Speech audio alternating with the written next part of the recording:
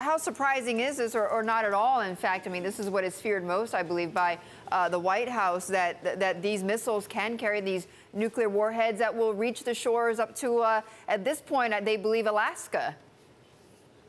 Yeah, that's right. Obviously, Alaska not necessarily the target there, with its 740,000 inhabitants and 1.7 million square kilometers of land. It would be the continental United States, or at least the threat, of course, of that. Now, an intercontinental ballistic missile can go, or is classified as traveling at least a minimum of 5,500 kilometers.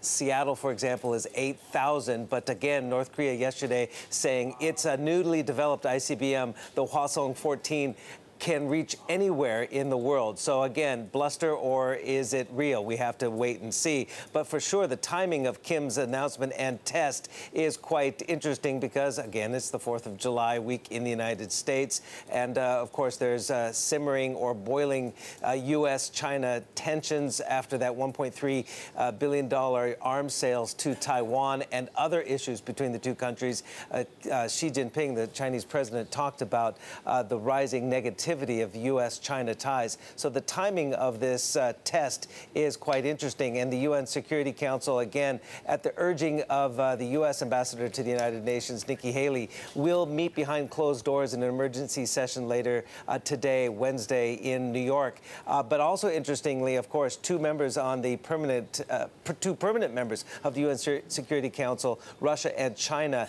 they put out a joint statement on the North Korea test today, calling on Kim Jong-un to halt nuclear tests, halt ballistic missile launches, and halt large-scale military exercises. And again, saying North Korea's statement that it conducted a successful ICBM test violates UN Security Council resolutions. But at the same time, the Russians and the Chinese said they do not support any kind of military action to resolve this issue, and again oppose the deployment of the U.S. THAAD anti-missile system in South Korea.